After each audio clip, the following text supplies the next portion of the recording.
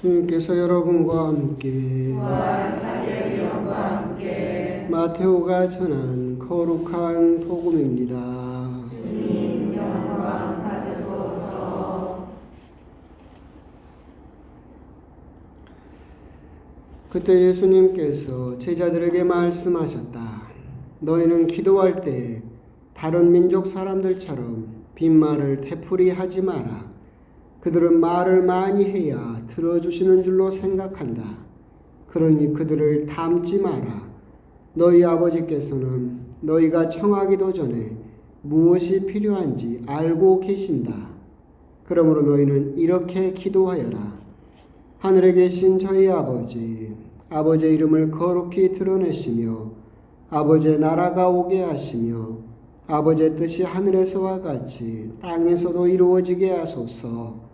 오늘 저에게 일용할 양식을 주시고 저에게 잘못한 일을 저희도 용서하였듯이 저희의 잘못을 용서하시고 저희를 유혹에 빠지지 않게 하시고 저희를 악에서 구하소서.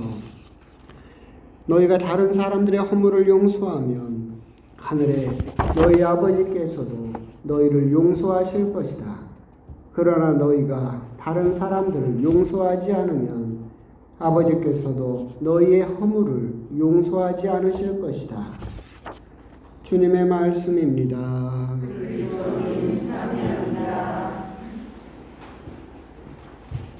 참여 주님. 연일 비가 오다 말다 그냥 봄비인 것 같기도 하고 봄을 제쳐가는 것 같습니다. 여기 제가 아파트에서 성당 쪽으로 이렇게 걸어오다 보면 학교 뒤편에 백꽃인가 복숭아꽃인가는 모르겠지만 벌써 하얗게 꽃이 피어가지고 매실일까? 아니, 그래도 나 매실나무는 알아. 그 과수원처럼 이렇게 만들어놔가지고 백꽃 같은데 하여튼 알았어요. 매실꽃이라 해요. 그 나무가 매실은 알았어요. 매실이라 해요. 하여튼 꽃이 피었다는 게 중요하지. 그게 나도 뭔 꽃인지 모른다니까. 하여튼 하얗게 이쁘게 꽃이 피었더라라고 하는 것이고 벌써 이렇게 선뜻 봄이 오고 있다라는 그런 생각도 듭니다. 오늘 복음은 이제 주님의 기도에 대한 예수님의 말씀입니다. 할 말도 없고 차근차근 한번 들여다봅시다. 주님의 기도는 이제 복음상으로는 마테오 복음과 루카 복음에 전해지고 있고 루카 복음은 5 청원으로 이루어져 있고 여러분이 오늘 보시는 마테오 복음은 7가지 청원, 하느님에 대한 3가지, 우리 인간에 대한 4가지 해서 7가지 청원으로 이루어져 있고 우리 교회는 마테오 복음을 따라서 조금 더 긴 주님의 기도를 받아들이고 있죠. 그러면서 루카 복음과는 조금 다르게 마테오 복음은 예수님께서 앞부분에서 조금 첨언을 하셨습니다. 기도할 때 다른 민족 사람들처럼 빈말을 되풀이하지 마라 라고 이야기를 하시죠. 빈말이라고 한다면 첫 번째는 마음이 들어있지 않은 말이죠. 그냥 마음 없이 그냥 던지는 말이에요. 여러분들이 저한테 하는 말, 신부님 사랑합니다. 빈말입니다. 마음이 들어있지 않아요. 그렇게 이제 마음을 담지 않고 하는 그런 빈말. 또 빈말이라고 한다면 실천이 따르지 않으면 그것도 빈말이죠. 우리 언제 밥 한 끼 합시다. 빈말입니다. 밥 안 먹잖아요. 실천이 따르지 않은 것도 빈말이죠. 그렇게 빈말을처럼 기도하지 마라. 기도하면서 그냥 말만 길게 하고 거기에 마음을 담지도 않고 그 기도에 대해서 실천하지도 않으면서 그냥 미사 요구를 동원해서 길게 하면 기도가 잘된 것처럼 생각하지 마라 라고 하시죠.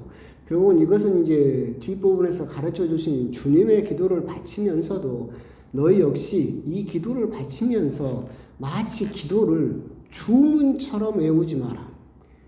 그러니까 그 종교적으로도 주문이 참 많죠. 그래서 같은 말을 계속해서 되풀이하면서 그것을 기도라고 생각하는 경우도 많이 있고 여러분도 너무나 잘 아는 나무아미타불 수리수리 마수리 또는 엄마니 밤매옴 뭐 이런 것도 다 주문이죠.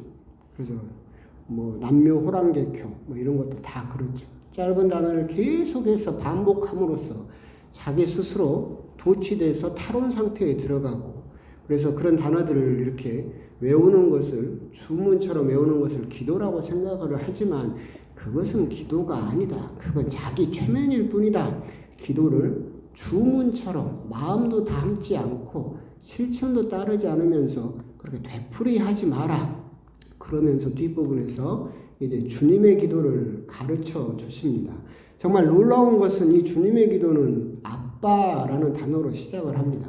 이 아빠라는 단어에 대해서는 성경학자들이 여러 가지로 해석을 하고 여러 이야기를 하지만 사실은 이 주님의 기도의 삶의 자리, 즉 예수님께서 이 기도를 가르쳐 주셨을 때의 환경과 상황을 봤을 때 이 아빠라는 단어는 결국은 자녀로서, 어린아이와 같은 마음으로서의 아빠에 대한 전적인 투신, 믿음을 요구하고 있고, 결국 주님의 기도는 어떻게 말하면 아빠에 대한 기도라고도 생각할 수 있는 그런 기도이기도 합니다.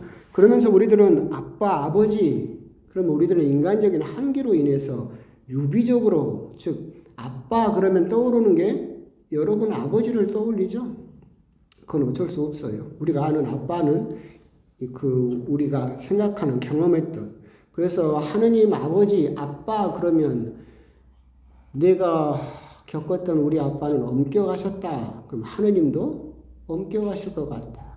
우리 아빠는 굉장히 자상하셨다. 그럼 하느님도 자상하실 것 같다. 그렇게 나의 아빠로 국한될 수 있다. 그렇기 때문에 예수님께서는 우리 아버지라고 가르치시면서 하늘에 계신다라고 이야기를 하시죠. 그것은 우리 하늘에 계시기 때문에 나와 분리되어 있다라는 의미가 아니라 네가 생각하는 땅의 아버지와 하느님은 다르다라는 거죠. 다르다. 너는 인간적인 생각에만 매달려서 내가 겪어본 아버지가 엄격하고 어쩌면 괴팍하고 그렇기 때문에 하느님도 그러실 거라고 생각하면 안 된다. 인간적인 아버지가 아니라 너 그렇게 괴를 달리한 하늘에 계신 다른 아버지시다. 그리고 그분은 공동체적으로 너의 아버지가 아니라 우리 아버지시다라고 하시면서 기도문을 시작을 하고 계십니다. 이 주님의 기도에서는 신학적으로 뭐 여러 가지 이야기가 할 수도 있겠지만 여러분들이 생각하기에 이 주님의 기도는 잔잔한 기도인 것 같아요? 전투적인 기도인 것 같아요? 잔잔한 기도인 것 같죠? 아니요. 굉장히 전투적인 기도입니다. 왜 그러느냐라고 한다면 여러분들이 주님의 기도를 잘 보면 한 가지 빠진 게 있어요. 뭐가 있냐면 감사가 빠져 있죠. 그러니까 신앙이라고 한다면, 기도라고 한다면 감사는 필연적인 거예요. 근데 예수님께서 이 주님의 기도를 가르치시면서 이 주님의 기도에 딱 한 가지가 빠져 있다라고 한다면 그건 뭐냐면 감사가 들어있지 않아요. 그럼 주님의 기도를 예수님께서 우리들에게 너희들은 기도의 모범으로서 이렇게 기도해라 라고 하시면서 왜 감사에 대한 언급은 없었을까? 이게 이 기도가 사실은 굉장히 전투적인 의미를 가지고 있다라는 배경이기도 합니다. 왜 그러느냐라고 한다면 앞부분에서 빈말을 되풀이하지 마라 라고 하셨는데 예수님 당시에도 유다인들은 하루에 3번 기도를 했습니다. 삼시경, 육시경, 구시경에서 보통 그래서 율법학자들은 하루에 4시간 정도 기도를 했다라고 기록이 되어 있는데 그러면서 이제 주로 했던 기도가 유대인들이 가지고 있던 18개, 18개의 조항으로 이루어져 있는 기도문을 바칩니다. 거기서 여러분도 알고 있는 쉐마 이스라엘, 이스라엘은 들어라, 주님 한 분뿐이시다라고 하는 유명한 기도가 들어있는 18개 조의 기도문을 하루에 3번 주로 이렇게 바칩니다. 근데 재밌는 건 뭐냐면 이 8개나 되는 긴 기도 중에서 반이 9항부터 18항까지가 다 감사입니다. 하나님 감사합니다. 근데 주로 뭐에 대한 감사냐면 재물의 복을 주셔서 감사합니다로 이루어져 있습니다. 그러니까 이게 무슨 말이냐? 여러분들이 복음을 보다 보면 바리사이와 세리의 기도가 나옵니다. 바리사이의 기도가 뭘로 이루어지냐면 감사로 이루어집니다. 바리사이가 뭐라고 기도하느냐면 하느님 감사합니다. 저는 저 세리와 같지 않고 저런 죄인들과 같지 않고 저런 창녀들과 같지 않아서 저 감사합니다로 시작을 하고 있습니다.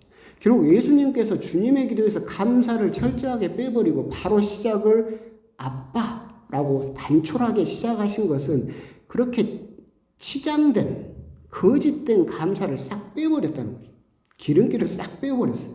그저 너희들은 하느님은 아빠라고 해서 온전하게 의탁하고 믿어야 된다라고 하시는 겁니다. 그리고 이 기도가 전투적이다라고 하는 의미는 뭐냐면 이 기도를 여러분들이 잔잔히 보고 있으면 하느님에 대한 청원, 인간에 대한 청원 그렇게 되어 있는데 이 기도가 나오게 된 배경이 뭐냐면 예수님께서 당신 제자들을 이제 파견하시기 전에 가르쳐 주신 겁니다. 여러분들의 마태복음이 이어지는 10장에 보면 예수님께서 제자들을 2명씩 파견하시죠. 복음 선포를 하라고. 그러면서 뭐라고 가르치세요? 지팡이도, 돈도, 전대도, 신발도 여분을 가지지 말고 빵도 지니지 마라. 그렇게 하시면서 제자들을 파견하시죠. 그 제자들에게 가르쳐준 기도예요. 그 관점에서 여러분들이 이 기도를 잔잔히 보고 있으면 그죠? 생전 처음 보는 사람들에게 파견이 되고 그 사람들이 알지도 못하는 예수님이 그리스도라시는 것을 전해야 되고 하느님 나라를 선포해야 되는데 지팡이도 지니지 말고 빵도 갖지 말고 돈도 갖지 말고 온전하게 그냥 하느님에게 전적으로 의탁을 해서 가라. 이 배경 하에서 그게 이 기도가 나오게 된 삶의 자리죠. 그 관점에서 여러분들이 이 기도를 잔잔히 한번 보세요. 그렇게 파견된 사람이 세 가지를 청하죠. 하나님의 이름, 하나님의 나라, 하나님의 뜻이 내가 복음 선포를 할 때 이루어지게 해 주십시오. 내가 이 복음 선포를 할 때 이 복음 선포를 통해서 하느님의 이름이 거룩해지고 하느님의 나라가 이 지상으로 이루어지고 하느님의 뜻이 나를 통해서 온전하게 이루어지게 해 주십시오. 그리고 나서 이제 우리들의 인간의 청원이 나오죠. 바로 뭐가 나옵니까? 오늘 저에게 일용할 양식을 주시고 빵도 지니지 말아야겠어요. 온전히 하느님에게 의탁돼서 파견이 됐어요. 그럼 빵은 누가 줘야 돼요? 나를 맞이하는 사람이 줘야 돼요. 줄지 안 줄지도 모르는데. 그렇기 때문에 인간적인 청원의 첫 번째가 뭐예요? 오늘 일용할 양식, 오늘 하루 끼니만이라도 좀 때우게 해 주십시오.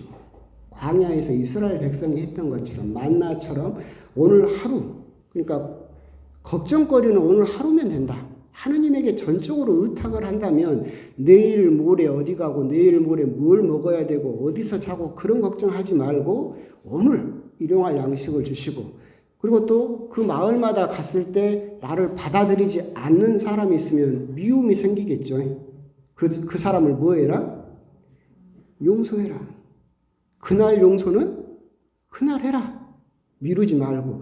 이게 쭉 들어있는 거죠. 그렇기 때문에 이 기도가 잔잔하게 그냥 멈춰있는 기도가 아니라 양들을 2리떼 사이로 파견하는 것과 같다라고 하셨던 예수님의 그런 절박한 심정이 들어있는 굉장히 전투적인 기도예요.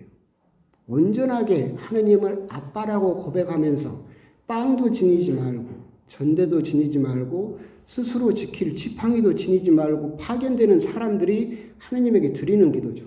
내가 이 복음 선포를 하면서 아버지의 이름이, 아버지의 나라가, 아버지의 뜻이 나를 통해서 이루어지게 해 주십시오. 하지만 내 삶은 미래를 장담할 수 없습니다. 그래서 오늘 일용할 양식을 주시고 나를 받아들이지 않는 사람이 있어도 미워했다 하더라도 그냥 내가 용서하게 해 주시고 그 마을이 나를 성대하게 맞아들이면 그 마을에서 하루라도 더 머물고 싶은 유혹에 빠지지 않게 해주시고 나를 거부했다 하더라도 보아네르게스, 야고보와 요한처럼 하늘에서 불을 내려서 다 죽여버리고 싶은 악에서 구하소서. 이게 전적으로 들어있는 기도입니다. 그렇기 때문에 이 말씀은 무슨 말이냐면 우리가 앞부분에서 빈말처럼 되풀이하지 마라. 근데 우리가 주님의 기도를 할 때 우리가 예수님께서 이 기도를 절박하게 가르쳐 주셨던 그런 절박한 심정이 주님의 기도에 들어있나요? 아니죠. 우리들은 주님의 기도 바칠 때 대부분 그냥 그러려니 하고 평온하게 바쳐요. 그때 제가 여러분들에게 드리고 싶은 말씀은 이 기도는 그렇게 평온한 기도가 아니에요. 미래를 알 수 없는 제자들을 보내면서 너희들은 갈갈이 물어 뜯기게 될 텐데 너희들은 이 기도를 외우면서 하느님께 의지해라 라고 하는 예수님의 절박한 심정이 들어있는 굉장히 전투적인 기도다.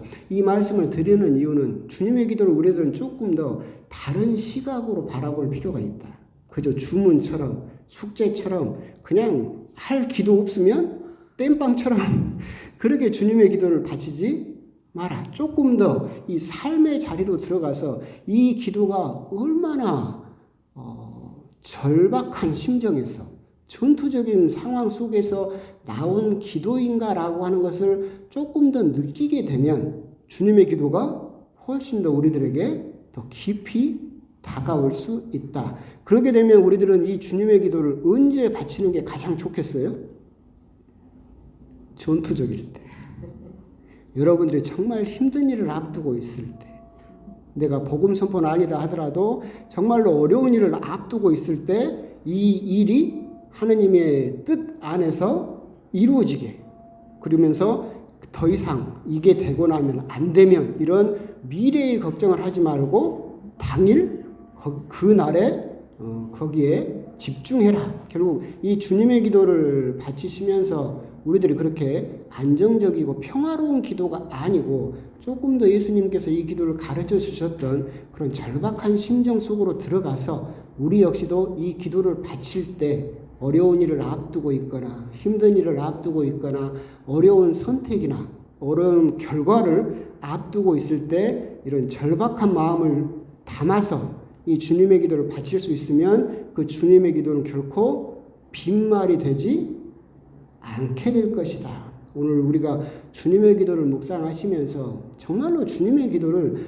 빈말처럼 되풀이 그냥 하는 경우가, 습관처럼 하는 경우가 참 많은데 이 주님의 기도의 삶의 자리, 예수님께서 이 기도를 어떤 심정으로 제자들에게 가르쳐 주셨던가를 우리가 조금 더 묵상한다라고 한다면 주님의 기도에 조금 더 마음을 담고 조금 더 절박한 심정을 담아서 그렇게 참된 기도를 드릴 수 있지 않을까라는 그런 생각이 듭니다. 그래서 오늘 주님의 기도, 예수님께서 그걸 가르쳐 주셨던 삶의 자리, 어떤 상황, 어떤 환경 속에서 이 기도를 제자들에게 가르쳐 주셨던가라는 부분에 대해서 한번 깊이 묵상을 해 보셨으면 좋겠습니다.